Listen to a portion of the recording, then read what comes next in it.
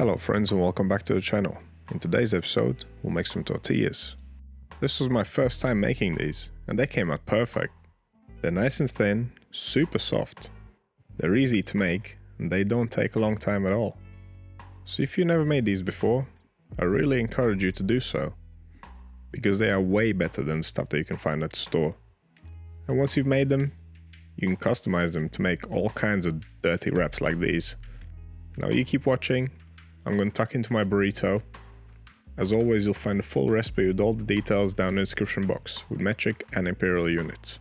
So first things first, let's see what equipment we need. We need a big pan, need a bowl, scales, dough scraper, a fork and a rolling pin. Now on to the ingredients. You'll need some white flour, cold butter, baking powder, salt and some hot water. It doesn't have to be boiling, but it should be really hot. So let's get right into it. Get your bowl, add the flour, the baking powder and the salt. Give it all a quick mix. You want to distribute the ingredients evenly throughout the flour. Your fork will be a really good tool for this. Now give it all a good mix and then add the butter. You want your butter to be cold and quite firm. Definitely cut it up in little pieces before you add it. You want to crumble the butter together with the flour mix, as if you were making biscuits. Just break it up using your fingers. And don't rush, this will take a minute. You want everything to be nicely crumbled up.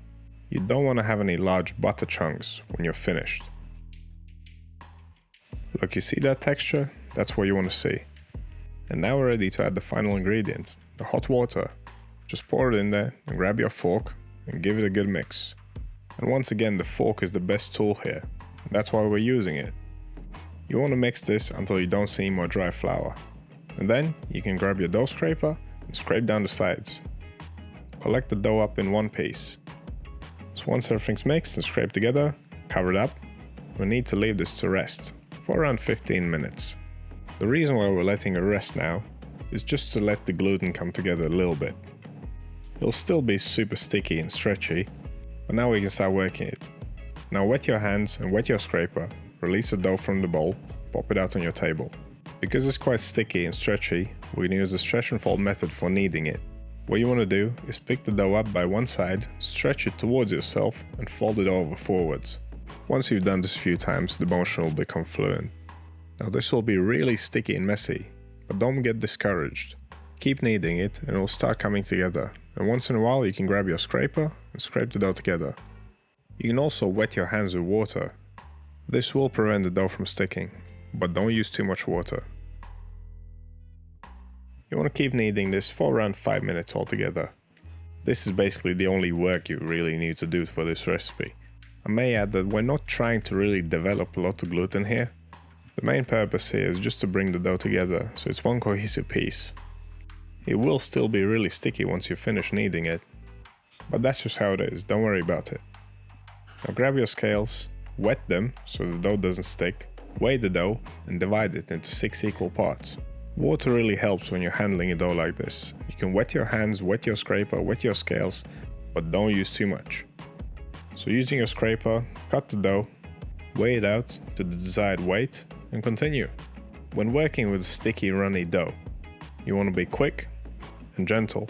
After dividing your dough, you want to shape it. Because it's quite sticky, you want to work quickly and with a light touch. Stretch the sides over the middle, going around in a circle until you reach the point where you started. Then flip it upside down and tighten it against the table using your scraper. Don't worry if it sticks, don't worry if the dough balls aren't perfect, that's fine. You can use the scraper to tighten them against the table. Now after shaping, we need to let them rest in the fridge. Grab a plate or a tray and grease it with a little bit of oil. And then arrange the dough balls on it, leaving gaps in between. You don't want these spreading out and sticking together. And before covering them up, grease the tops as well. Just take a little bit of oil in your hand and rub it on the dough balls. You can also use a brush if you want. Now we want to let these rest in the fridge for at least 1 hour. During that time the dough will cool down and firm up, making it easier to roll out. And the gluten will relax, which will also make it easier to roll. And if you want, you can leave them in the fridge for longer. You can make these a day ahead of time. But 1 hour is definitely the minimum here. And now we can start rolling. As you can see, the dough ball is nice and firm, and that's what we want. Now grab some flour and your rolling pin. And don't be shy with the flour here, you want to use a lot. It's better to have too much at this point and then shake it off later on, because if you don't use enough, then the dough will either stick to the table or to your rolling pin. Now you can start off by pressing it out by hand and then continue on with the rolling pin. And just do it gradually, you don't want to rush it. What I like to do is roll and turn, roll and turn.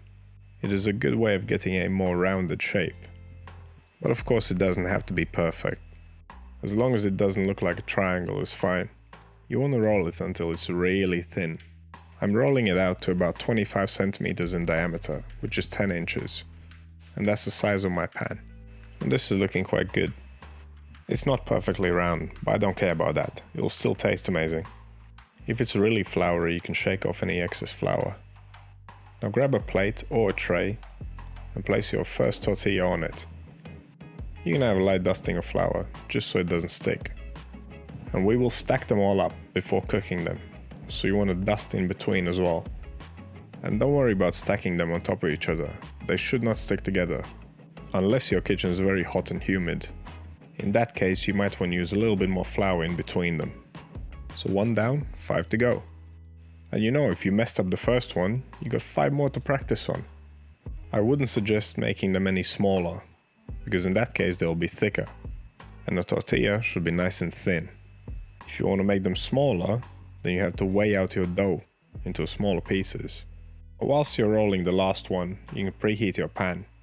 I did mine on the highest setting, as hot as it gets basically. Now lay your tortilla in your pan, nice and flat. Make sure to straighten it out if you have any creases. And it should not take more than 1 minute per side. And once it's nice and bubbly, flip it over and have a look. It doesn't have to be very dark. Some brown spots on the surface and you're good to go. And the other side will also take 1 minute. You really don't want to cook these for too long, otherwise they dry out. And as soon as you take one out of the pan, cover it with cling film. It will also prevent it from drying out. Then just continue on with the rest and stack them up on top of each other, always keeping them covered. And that's your tortilla. Now grab your favorite fillings and make yourself a wrap.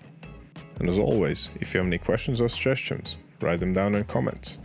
Click that subscribe button if you haven't already. My channel is full of bread baking videos. I've got loads of recipes, and even more importantly, I teach bread baking principles. I'll teach you how to bake even if you're a complete beginner.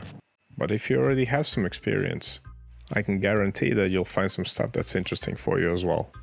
So check it out. And as always, thank you for watching. I'll see you in the next one.